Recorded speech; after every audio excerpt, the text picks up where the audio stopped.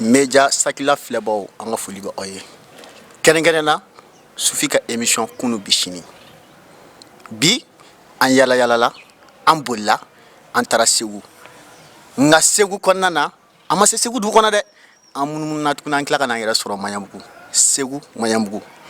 mɔgɔw b'a faamu bi an wulila an sera an ka belebele dɔ ma o ti maa dogolen Mali kɔnɔ Mali kɔ kan an bɛ se k'a fɔ denmisɛnnin maakɔrɔ de don parce que ale bɛ camancɛ de da an tɛ se k'a fɔ ko denmisɛnnin don an tɛ se k'a fɔ ko maakɔrɔ fɛnɛ mais denmisɛnnin maakɔrɔ hakili de b'o tɔ dafa o ti dɔwɛrɛ ye o ti maa wɛrɛ ye o ye belebelew ka belebele ye a barapu de kɛ mais an bɛ se k'a fɔ a bɛ genre caman kɛ dɔw ko a ma a dugulen tɔgɔ la ko Moribo Jara mais bɛɛ b'a dɔn ni mun ye o ye Van de Segu ye l'enfant de Segu Van Baxi Van kɔni basi t'i la. Yama, je dirais moi avant de l'enfant de Segu, artiste, chanteur, rappeur, ingénieur, qualité, auteur, compositeur, bref, son de foyer. Wakon. An sera so. Basi na malatan. Ah Van ami fo ka an bisimila i ka du kɔnɔ depuis an sere fɛ bonya karama o bi ma fa amada Van drama Van ka kalanden Van dɔgɔkɛ Van badenkɛ Cabral maaw mina mun fɔ aw ɲɛna a ye jaw balimaya kɛ a mi jaw balimaya kɛ sabula maa bi fɛn kɔrɔ bɛ tɛmɛtɔlɔ ye kare kɔnɔ i bɛ se k'i muso kɔrɔ tɛmɛtɔlɔ ye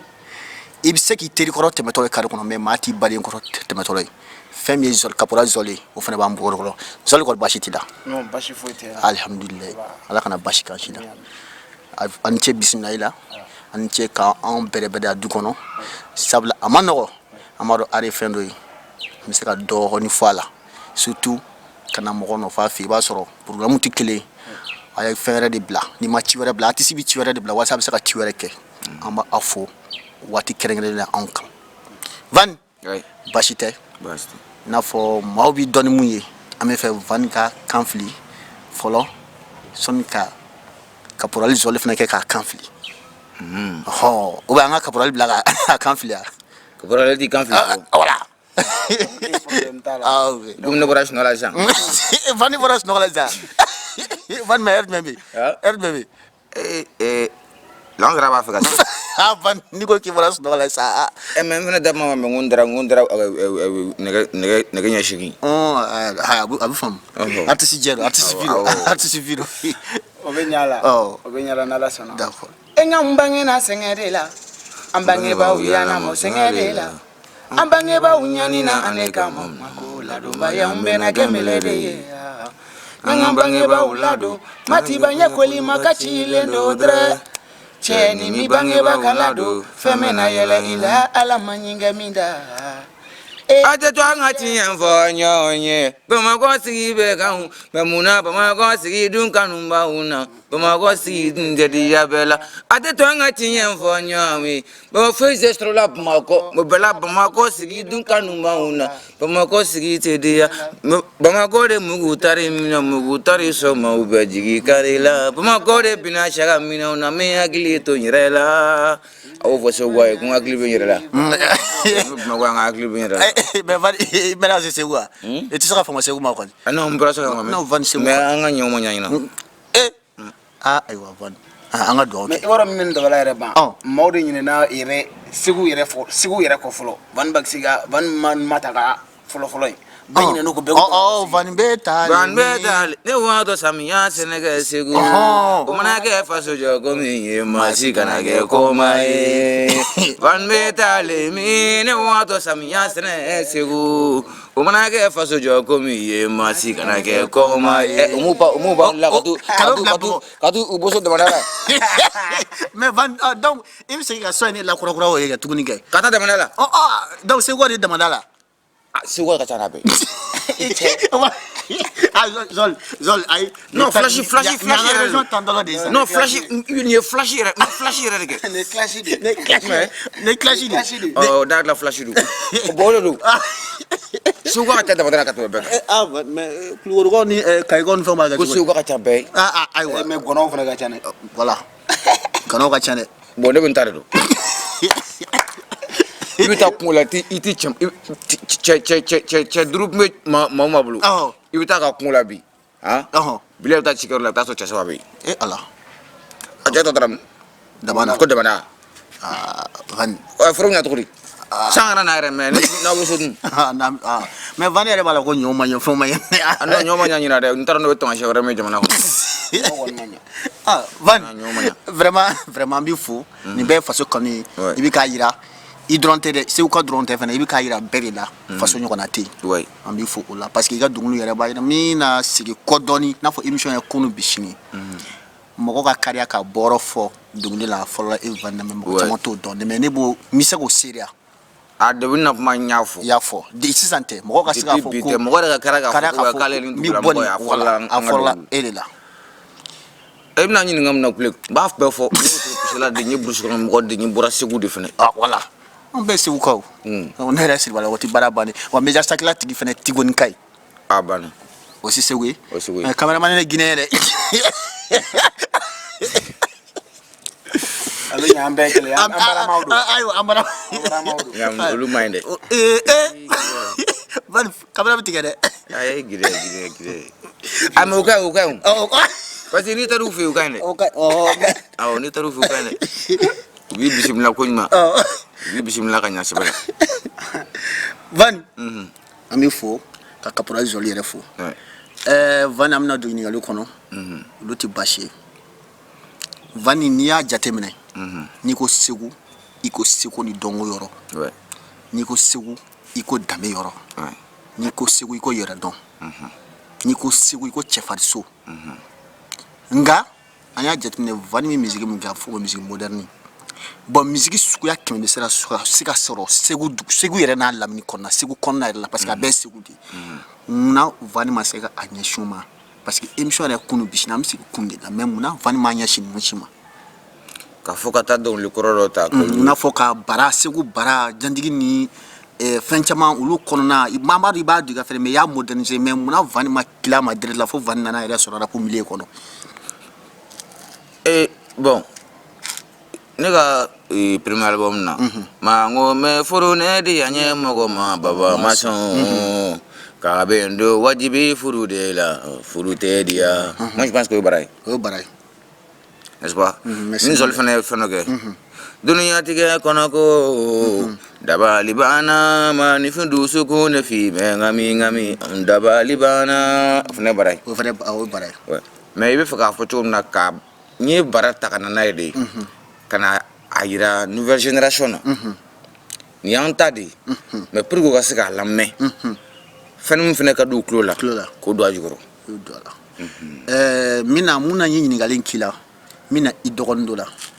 o y'i dɔgɔnin yɛrɛ n bɛ se k'a fɔ i dɔgɔnin direct don a ka son dɔ bɛ yen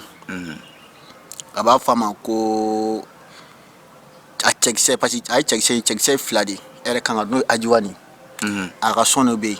ko n ye mun de k'i la farana Ajiwani o son in kɔnɔna na i b'a sɔrɔ segu son yɛrɛ piri de don morceau dɔ bɛ ne bolo morceau dɔ bɛ yen foyi t'a la ni jɛmɛ tɛ voilà cɛmisɛnnin bogotigiw bɛ kɛ dɔnsenkura wa dɔnsenkura hɔn bon o bɔra k'a sɔrɔ publication ko ninnu ma na fɔ donc o de kosɔn n'i y'a minɛ tigɛ ka taa ye dɔnsenkura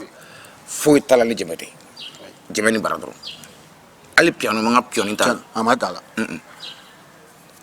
y'o faamu parce que n'i y'a ale sera ka kari Kayi ni Segu a bɛɛ ye Mali mais Kayi ni Segu an bɛ se k'a fɔ furancɛ dɔɔni b'o cɛ a y'o ye jɔni na an bɛ se k'a fɔ a y'a ye aw de la parce que aw de kɛra n'i kɛra i yɛrɛ fɛ mɔgɔ bɛ k'i fɛ mais n'i ma k'i yɛrɛ fɛ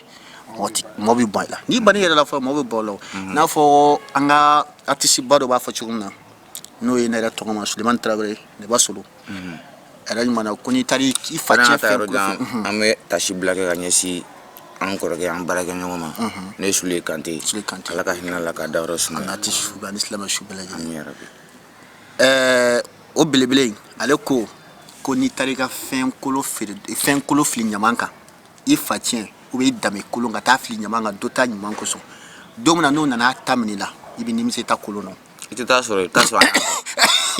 ne ka bala fɔlɔ ne y'a tɔgɔ ɲaman na de voilà parce que prévu yɛrɛ minɛ ne e Van ye ka dɔnkili da kɛrɛnkɛrɛnya la balani kan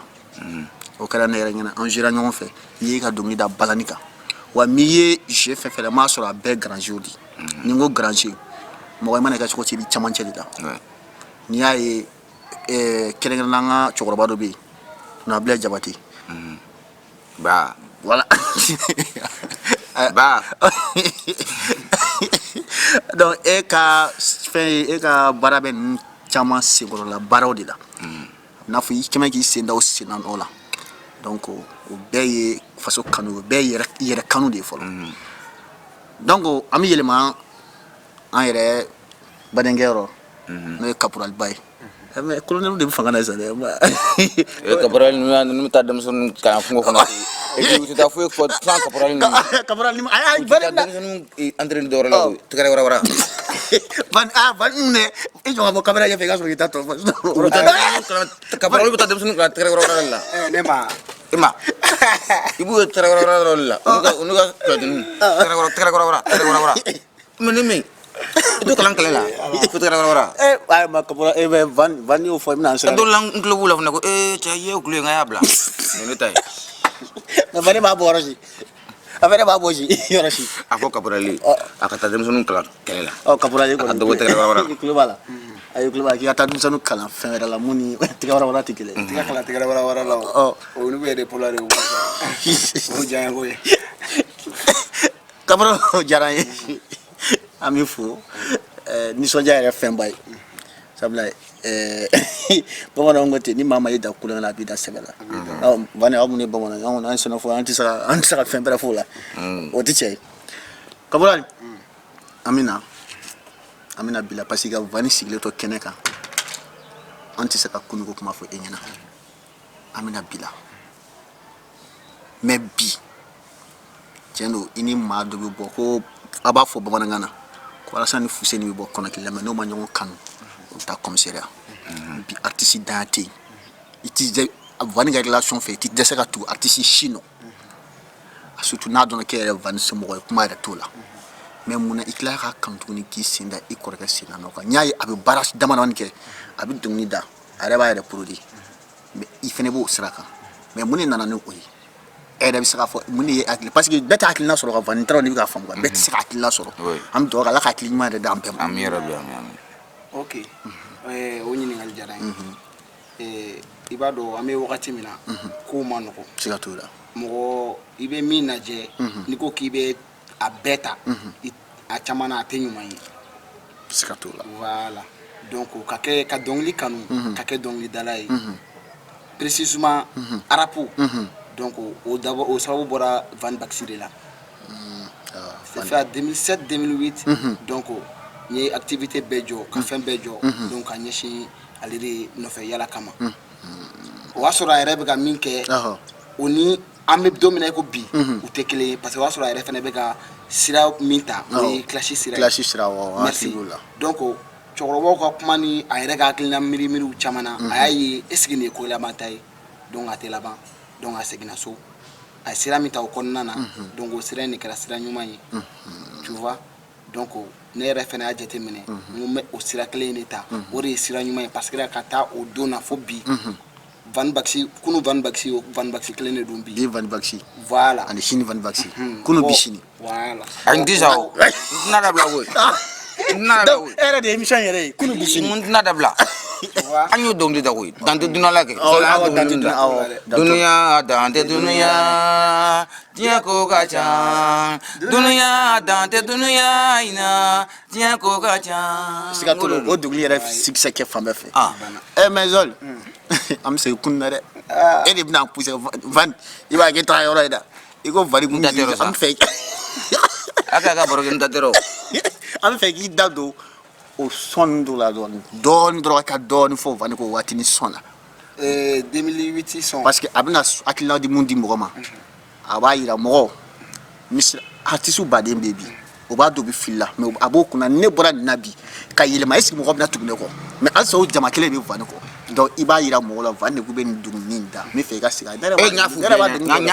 b'a dɔnkili dɔ dɔn. N y'a f'u bɛɛ ye. N y'a f'u bɛɛ ye. Ne yɛrɛ b'a dɔnkili dɔ dɔn yɛrɛ ne yɛrɛ bɛ se ka. Tuma bɛɛ n b'a f'u ɲɛna. Ne yɛrɛ bɛ se ka. E m'o sira di e yɛrɛ ma. Non ne e yɛrɛ k'o dɔ da sa. n bɛ se ka catiri kɛ n bɛ se ka ɲininkali kɛ mais fɛn min y'a dun mais n'i y'o kɛ. E k'o dɔ da sa e k'o dɔ dɔn. Kɛlɛ tɛna y'a la. Ale sikɛlɛ tɛ y'a la. Fɛn yɔrɔ in bɛ yen dɛ. A fɔ tan. Idiki i b'a fɔ ni kɔni tiɲɛ na. Bon i kana o fɔ.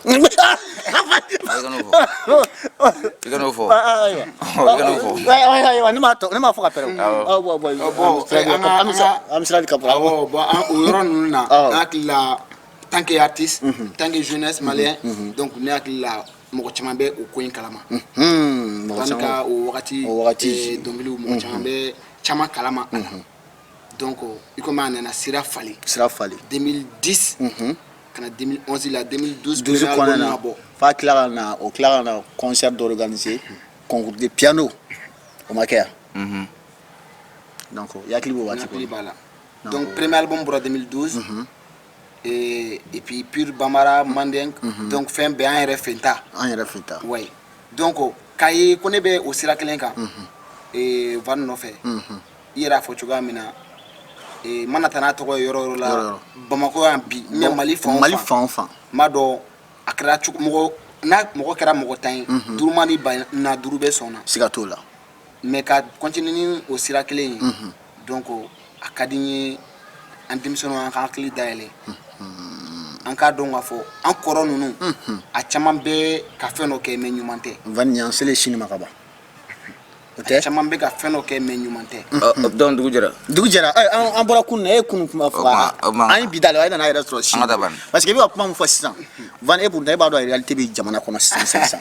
O de y'a to Mika Sika, Mika Apia. N tɛ fɛ ka dalu tigɛ ne ka kuma na, n bɛ fɛ ka ale n'a sɔrɔ hakili b'a la. Oh voilà, an bɛ da bɔra kuma na, kuma b'i bolo, an ka taa. A hakili sigi dɔrɔn. Donc a ye k'a fɔ an kɔrɔ ninnu n'an y'a bɛɛ ka kɛta ta, a bɛɛ ta tɛ ɲuman ye. A bɛɛ ta tɛ ɲuman ye. Ayiwa, an ka taa. A bɛɛ ta tɛ ɲuman ye. A n'a fɔ cogo di? Voilà. Et i b'a lajɛ 2012 à nos jours. Et tɔgɔtigi joli de bɛ nin nɔ min tɛmɛna rappeur la a ka ca groupe b'a la voilà solo b'a la merci bon n bɛna artiste dama dɔɔni tɔgɔ citer artiste tɔ rappeur tɔ walima artiste kɔrɔba tɔw la gosili tɛ mais u k'a dɔn k'a fɔ ɲuman de bɛ laban baara sɛbɛlama o de bɛ laban i n'a fɔ par exemple la n bɛ Master Sumi ta ka Van Baxi ta ka Milimo ta ka Fukenji ta donc mais e gɛrɛnkelen mɔgɔ de fɔ wa o ye gɛrɛnkelen mɔgɔ de fɔ mais n ye mɔgɔ minnu fɔ gɛrɛnkelen mɔgɔw de kun don halisa gɛrɛnkelen mɔgɔ don hali sisan nin bɛɛ gɛrɛnkelen mɔgɔw ye ne yɛrɛ bɛ se k'o se dɛ mais ninnu bɛɛ hakilina fana ye hakilina kelen ye de non siga foyi t'o la merci donc i ka olu lajɛ i t'u ye tuma si k'a fɔ ko u ye nin événement ba kɛ siga t'o la k'a fɔ k'u ye nin événement ba kɛ ko Bamakɔ bɛɛ de bɔra walima ko Mali bɛɛ de bɔra mais i mana na Mali jeune denmisɛnnin fara a cɛkɔrɔba kan a bogotigi kunna i bɛ taa sɔrɔ u ka sɔn b'a bɛɛ lajɛlen kunna hali ni tɔw ka sɔn bɛ a la n bɛ fɛ k'i sinsin yɔrɔ dɔ kan wa i t'a mɛn ko ninnu yɛrɛ dama ko kɛlɛ b'u ni ɲɔgɔn cɛ waati kɔnɔ non i tɛ o mɛn vraiment aw ka groupe in kan ka apprécier aw ka taabolo in yɛrɛ kan ka apprécier Caporal kuma b'i bolo Vani ko k'a bɛ k'i voilà o génération in donc ni mɔgɔ min ye ninnu lajɛ ka ninnu ka baara ta ka baara kɛ ni a ye i kana n'a fɔ ko i bɛ bi lajɛ mais donc i bɛ sini de la i miiri sini na k'a ye ninnu bɛ tan donc ne sinalen bɛ ninnu sinanɔ la ni ninnu tɛ yan don min na walima ni ninnu ɲɛma dogola na don min na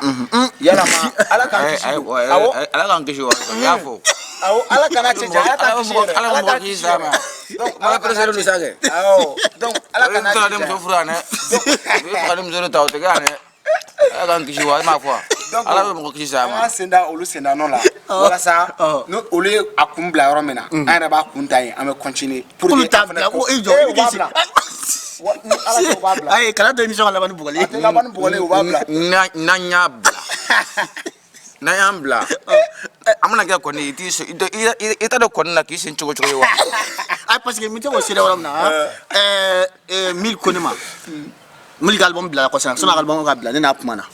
Vani nana tile fɛ don dɔ la dumuni Vani fana b'a ta la Fukenji ko ne ma ni Fukenji ye ɲɔgɔn sɔrɔ musée la G la ale fana k'a b'a ka album na e ko b'a bila ten ni nin album bɔ waati o b'a sɔrɔ a bɛ lamɛn awɔ i bɛ se ka mɔgɔ joli fara ɲɔgɔn kan o fana ye balodi de ye o ye yɛrɛ balimakɛ album bilala nin o sɔn bɛ ma bila fɔlɔ yɛrɛ voilà o kɔfɛ sɔn wɛrɛ min garidelen bɛ so kɔnɔ Zoli b'a da don voilà sisan nɔ Zoli yɛrɛ de bɛ ka n'a sigi kɛ sisan parce que biti dilan sala bɛ ka ne minɛ non Vani sala ka ne minɛ n bɛ se k'a fɔ ninnu fana ni maa min tɛ o ye balodi fana ye ele bɛ se G général ale fana y'a ka album bɔ ale fana ko ne ma k'ale bɛ ka album wɛrɛ dilan tuguni Van ni aw t'a fɛ ka juru an k'an ta bila n'u b'an gɛn u k'an gɛn n'u bɛ boli an nɔfɛ u ka boli an nɔfɛ kɔrɔkɛ ma ɲi kɔrɔ ayi k'an gɛn ka bɔ yen ko tɛ koyi k'an to bolila ka boli an nɔfɛ kɛ voilà kurusi voilà an b'o sira de kan an kurusi kɛ parce que n'i senna dɔrɔn ye mɔgɔ min senna nɔ la a dɔ ta ka bɔ yen de n'a n'a ye tile ta ka bɔ yen i b'i sen da o la o b'i sen n'a ye dɔ ta i b'i sen da o la a bɛ laban ni kɔni tɛna taa kɔni n'i tɛna taa kɔni sen kɔni na ta o donc k'a fɔ kɔrɔ ninnu ɲɛna u bɛ baara min na tiɲɛ yɛrɛ la baara in a ka di an ye an jeunes hali ni an m'a fɔ u ɲɛna hali n'a sɔrɔ ni an minnu bɛ yen nɔ n'an bɛ ka dɔnkili suguya dɔ da min tɛ u ta fan fɛ mais u k'a dɔn k'a fɔ fɛnɛ u fana ka baara in ka di anw ye u ka musique in ka di an ye a bɛ hakilina di anw ma donc ka foli belebeleba di kɔrɔkɛ ninnu bɛɛ lajɛlen ma donc fɛn o fɛn bɛ yen nɔ ko ka wulikajɔ de Mali jeunesse ka taa ɲɛ jamana ka jɔ kan kelen kan donc ka foli di a bɛɛ lajɛlen ma voilà a tɛ jɔ nin kan kan dɛ n'an ma ko tana yɛrɛ fanga a tɛ ɲɛnabɔ mais Van i mɔgɔ k'u kuma na ne kɔni fɛ a y'a bɛɛ fɔ Van ni considération n'appréciation tɛ fila ye a ye dɔ kɛ dɛ a ye kuma yɛrɛ fɔ ka ban yɛrɛ de parce que a bɛ ka mun yira biɲɛkɛnɛ ka fɛn problème ye min ye awɔ n'an bɛ sɔrɔ ka ɲɔgɔn wele ten ne ye da ye ale ye biɲɛkɛnɛ ye a kɔrɔkɛ tun bɛ yen nɔ o ye Bina ye o ye Bina ye awɔ bilisi t'a la non bilisi t'a la ayiwa tu sais le problème c'est quoi kunu ni Bini sini histoire la kunu fɛn tun ka ca wa bɛɛ ka ɲi Binani de tun don a bɛɛ Binani bɛɛ ka ɲi mais bi o Binani kelen de bɛ yen nka 20 de ka ɲi i na Fani i da sera kuma ma se e b'a faamu donc i ye émission yɛrɛ de ban tan mais kunu Binani de tun bɛ yen o a Binani bɛɛ ka ɲi bi Binani kelen de bɛ yen nka 20 de ka ɲi mais sini laban in don sini laban fɔra sisan an bɛ taa 5 sɔrɔ bon mais n'a fɔ caporal ninnu bɛ ka kɛ cogo min na sisan autorité de bɛ se ka nin ko kɛlɛ kɛ cogo di ani aw teleso mɔgɔw karisa ye ni dɔnkili da ni dɔnkili sugu tɛ jan ka radio la ni dɔnkili sugu clip tɛ bɔ an ka télé la ɲɔgɔnya kuma t'a sida kuma tɛ an tɛ ɲɔgɔn sira la dɛ an si tɛ sibalo siga t'o la n ka dɔnkili kura yɛrɛ titre o de ye nin bila kɔsa na cale y'an si tɛ sibalo mais a ko o de kan ka ɲɔgɔn bilasira ne aw y'aw jɔyɔrɔ la sisan bon karisa cɛnɛ ka nin dɔnkili kuma t'a kɔnɔ kuma min bɛ se ka Mali intéressé kuma min bɛ se ka Mali denmisɛnninw hakili kɛ mɔgɔ ɲɛnama ye hakili ye bon a tɛ jan ka radio la bon i ka nin clip in filɛ image min b'a la ni denmisɛnninw y'a lajɛ a b'u tiɲɛ donc an t'a jouer téléso ni radio bɛɛ ka bɛn o kan mais Van parce que a bɛ artiste caman kun na sisan i n'a fɔ ayi téléso ni radio bɛɛ ka bɛn o kan o ka bɛn ɔhɔn mais bɛna kuma autorité ka tila ka décision fana ta plateforme minnu b'an fɛ yan nɔ minnu bɛ mɔgɔw ka fɛnw publier awɔ autorité ka yɛlɛ olu fana kama kɛ ani studio tigiw fana karisa bon n'a bɛ tan a bɛ tan a bɛ tan n'i ka fɛn son fɛn ta an t'a publier n'i ka clip bɛ tan an t'a publier c'est pas facile à faire o mais a ko k'o ka jamana jɔ de jamana o kɔni k'o ka jamana jɔ de i bɛ ka jɔ n b'a fɔ n ko k'a kɛ dɛ n'aw ko k'o ka jamana jɔ a kan ka kɛ tan de o ka bɔ denmisɛnninw ɲɛkɔrɔ ka bɔ denmisɛnninw tulo kɔrɔ bani n cɛkɔrɔba sigilen n ka dumuni na n ka denmisɛnnin fitinin birilen bɛ ko paca paca ko ni y'i sɔrɔ Van o kɛra yɛrɛ la n ko ni y'i sɔrɔ mais ni mun de bɛ la ye mais a taara ka kojugu kɛ o non a t'a dɔn donc ni autorité kɔni bɛ se ka Mali jɔ autorité k'i hakili to art la art de bɛ jamana jɔ art de bɛ jamana ci siga t'o la parce que n'aw ni tilela kun tɛ tan parce que i wuli ka bɔ sɔgɔmada fɛ k'i to daraka dun na bandanaw bɛ dɔnkili min da ORTM na k'i to daraka dun na n'i sigilen bɛ mɔni min na n'i bɛ k'a lamɛn n'o tile kɔnɔ fo e tɛ se ka kojugu kɛ ayi ko ni kuma de tun bɛ dɔnkili min da k'i to tilelafana dun na ayi k'a to i tulo kɔrɔ ayi e tɛ tiɲɛ e ni mara de bɛ mɔ ten hali n'i fana bɛ ma i mara bilen olu b'i mara ten mais pour que i ka Bazum la mankan bɛ radio so la bi fo coup d'état ka kɛ non Lamisa Bengali n'i y'o ka son coup d'état kɔni kɛra o ma mɛra a ti mɛn ni ko ni kuma don manga bi fo ko jugu ba do kake o ko jugu ba do na amna ka ba en clean nettoyer o don clean ni kama o donc quand on nettoie bien avant ça mali ko betini mali bilama ni dabali bana ne te bo jamala une fleur zone mon ni min zone ko ni jama tuy parce que chaque fois que bi do jamala ni betni mi din flan yo ka ko su do ke nti se ko ni nti se ko gosi nga du so se min nda so vani e ka kuma mina ne ke ne bina nyinga lo poser caporal là mais vani mina clara là-bas elle est là bashite caporal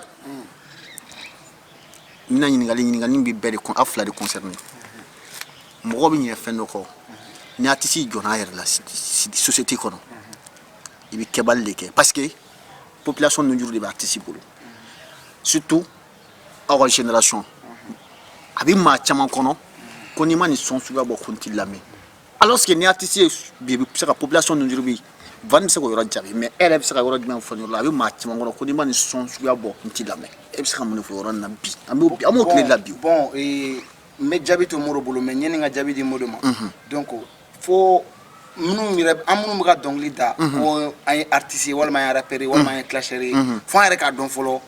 amaka kuma mi fo na fa juma de bala bo atangi ni amo question poser en rek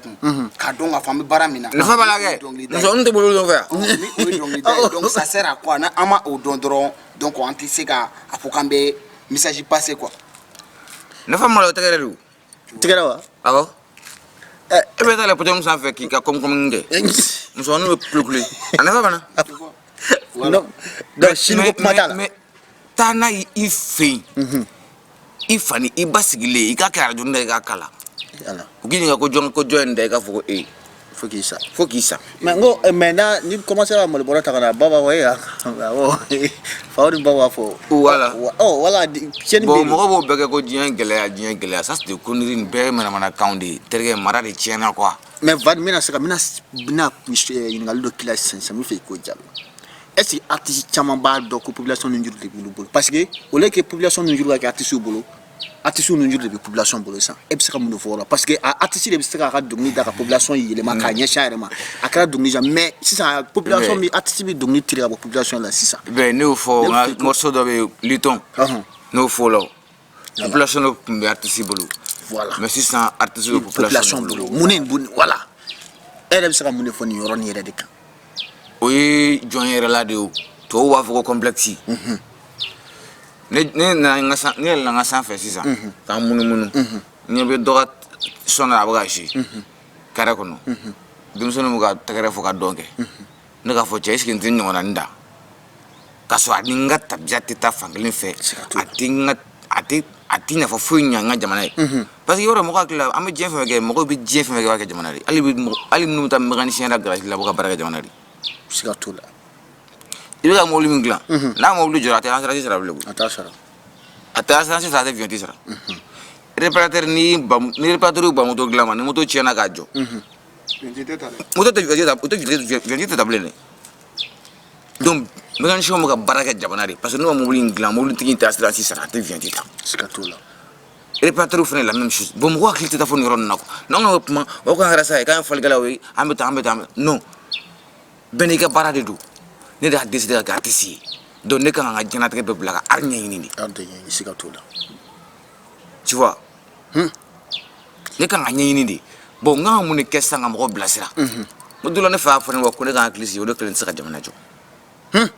tellement ki ga dugulu bi ka tellement nge me kan yire di ko ne kan klisi ko ne klen saka jamana jo depuis 2008 flan do no wakale na ni asienli ya signalé ya fa kinya ba na tolla nya fu mo nyaba na tolla ni kado wuli do na kado wuli adama katla kan demsen no be joge ko fena wuli o fly ka faranya reka anya dong lida pour que wula famille ka foko ko do na do no cha ko ka fam jamana ma do anyu ay jamana ma do anyi ni no ti songo sang na jamana ma do non no te jamana ma do be ado mais mo sima jamana ma do récompense zéro voilà ne mo nyanya o ba fo ko no ko fembe ka ko jamana ma fo kan yi ko barati dame mali ay barade ke amaka kan mali kam de jamana ma dɔn yɛrɛ jamana ka dɔrɔmɛ 2 t'an kɔnɔ an ka studio matériel la jamana ma deli ka ordinateur kelen san ka d'a ma fɔlɔ k'a ka baara courage droit ko la dun droit la bon ni ka album kɔni bɔ ka t'i ka album présenter ne i ka fanu i ka album san droit ne pas ils n'ont pas le choix ils ont droit di ma eux ils n'ont pas le choix mais k'a fɔ ko karisa de bɛ ka nin message sugu passer véhiculer pour que ka se ka jamana denw la sensibiliser ko jamana ka récompense kɛ jamana ma deli ka aben bela ani jamana ma deli ka ɲɔgɔn ye bana mancho ay kamera e bi me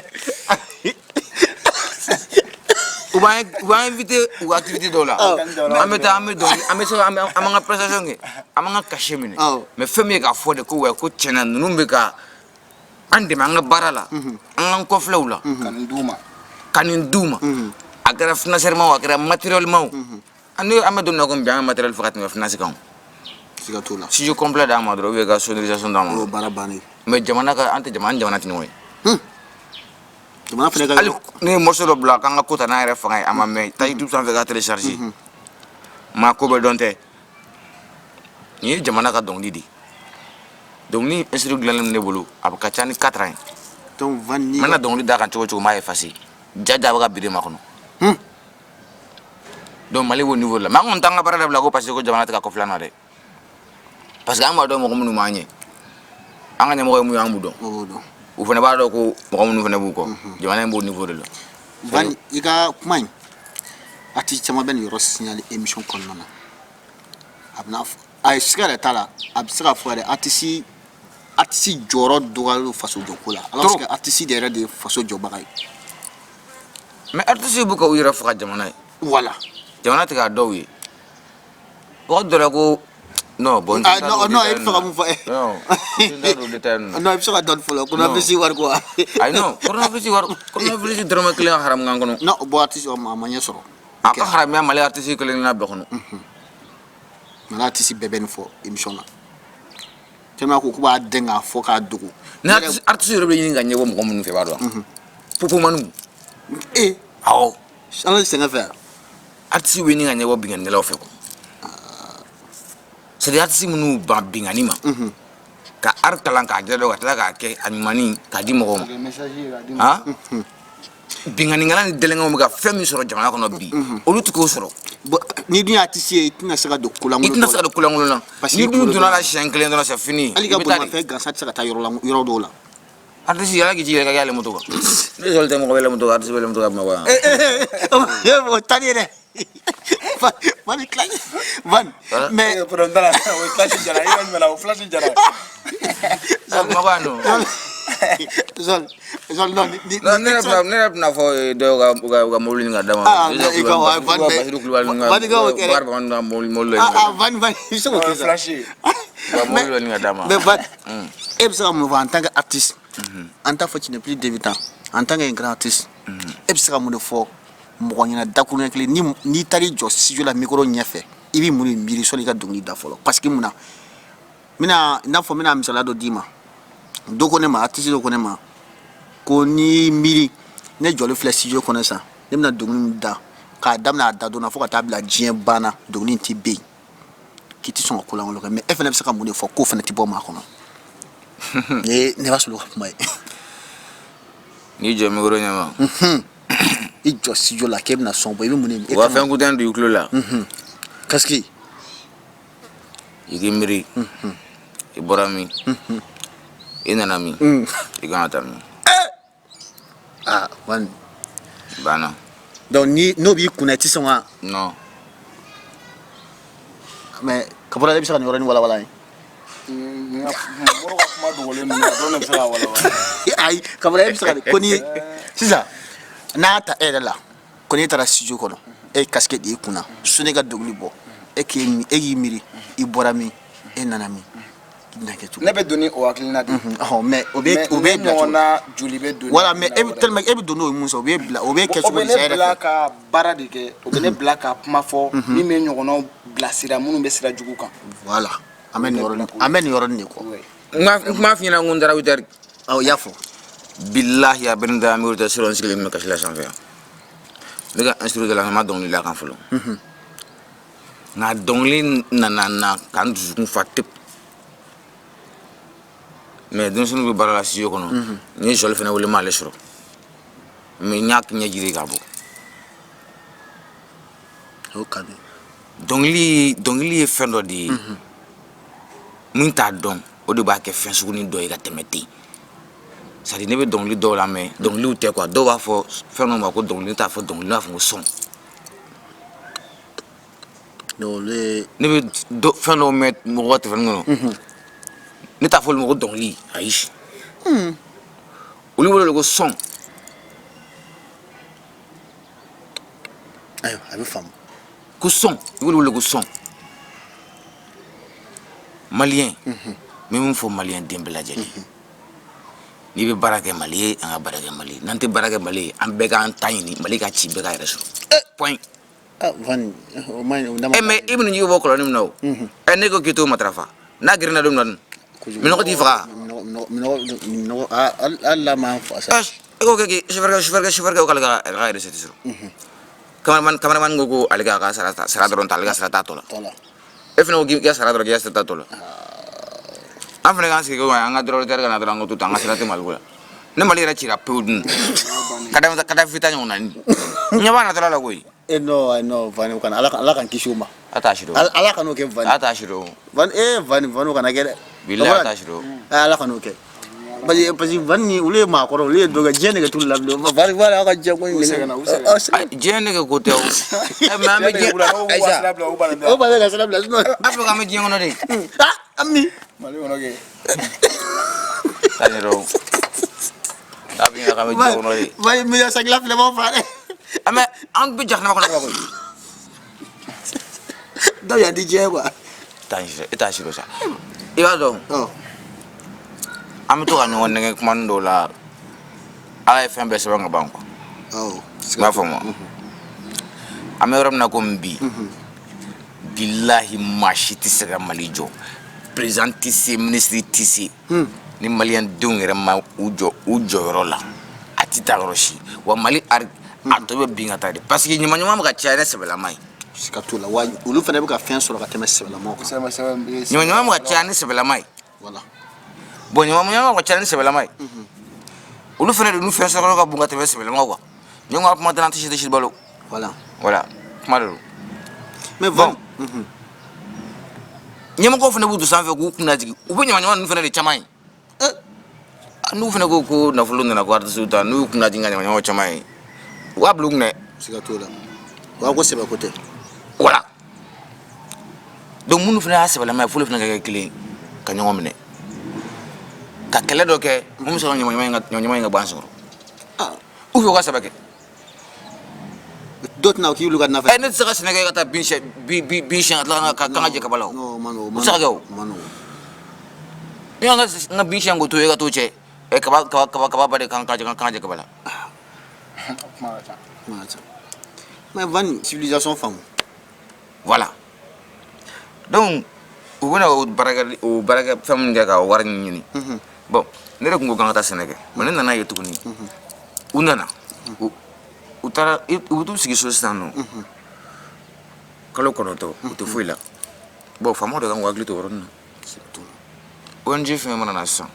normalement faamaw man ka na n'u ye Bamakɔ bilen Bamakɔ fara faamaw kan ka région de yir'u la ka don n'u ye village kɔnɔ pour que villageois fana bɛ se ka baara sɔrɔ ni baara t'u la kalo 9 bɛɛ u sigilen bɛ tɛ paye donc u b'a kɛ cogo di samiya kalo damadɔni don ni dɔ banana so kɔnɔ fo ka ɲɔ yɛrɛ bɔ k'o feere ka t'o tigi furakɛ ɲɔ yɛrɛ ma sɔrɔ ɲina ɲinan kɔni ɲɔ ma ɲa non ne yɛrɛ taara ɲɛ ka foro ka ɲina ne debila misɛra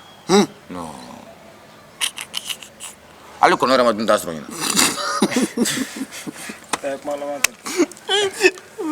non an tɛ kuma lama ta Vani ka kuma ka di kojugu hali kɔnɔ ma dun t'a sɔrɔ ɲina ma dɔn tɛmɛna mais tɛmɛmani yɛrɛ Mali yɛrɛ ka heure la ya a mɛnna mais abo mais Vani ni bi saba kɛra a da tɔmɔ yen nɔ k'a fara fara ɲɔgɔn ye non bon Vani sɔnni an bɛna kuma di caporal ma sɔnni an ka kuma d'a ma an b'an ka seguka yɛrɛ fo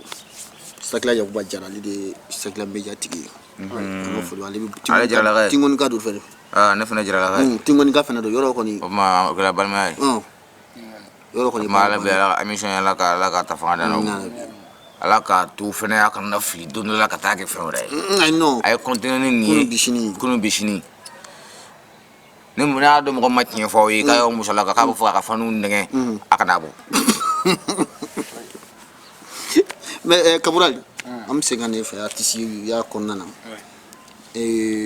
am fe ga don ya kewa walma bi ko na ga kewa ka dumuni dani ma woro ina fo mamunu be bani ga tasira walma idila ka kewa goro ok ni ngal jaray bon akadinye ka ke ma fe ka ke wanya ke fene aywa wa sababe dafa ban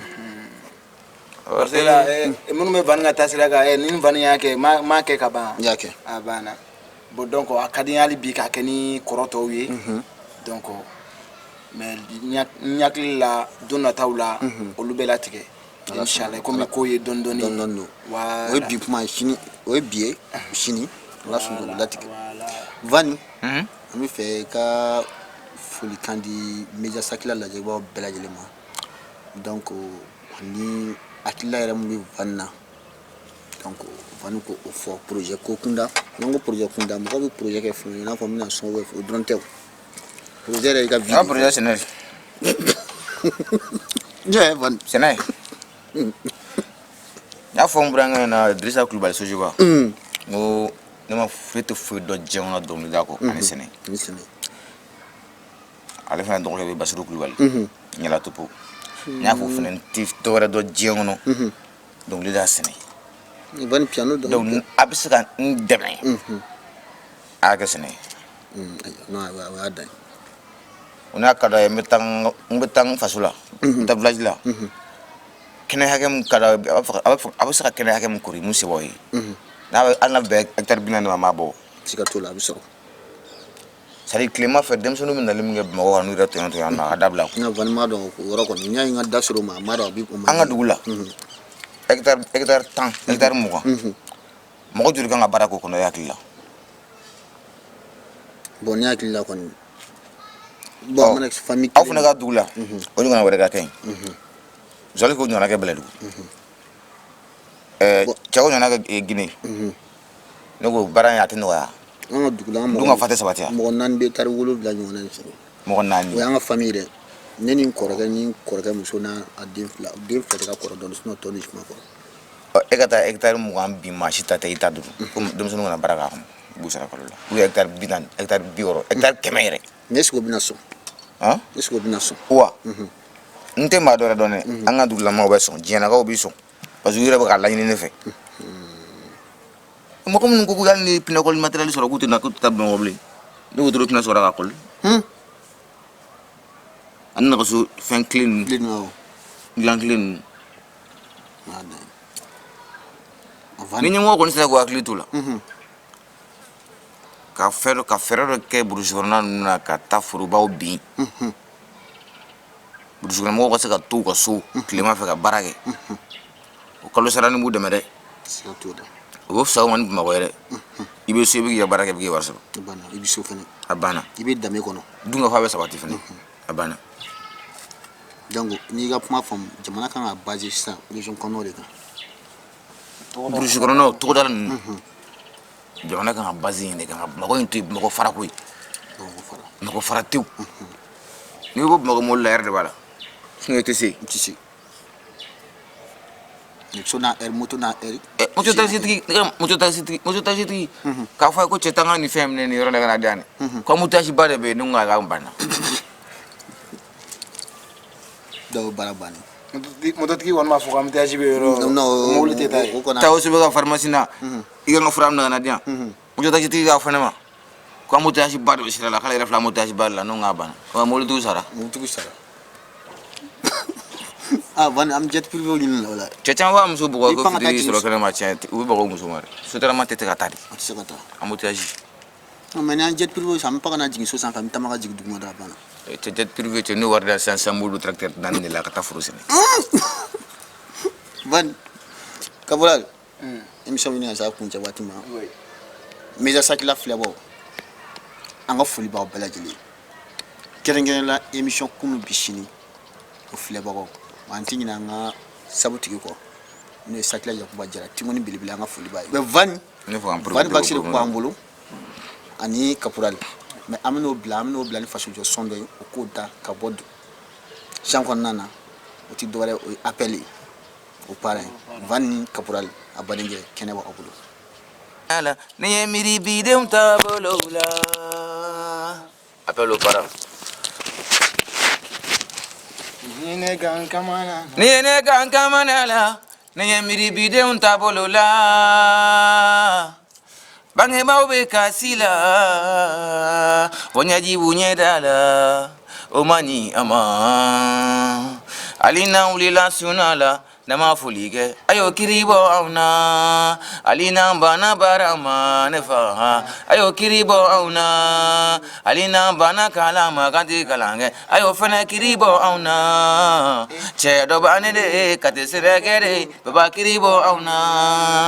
farisa n'aw ye anw dɔn yɛrɛ mɔ de baba tɔnɔtigi bɛ dɔn na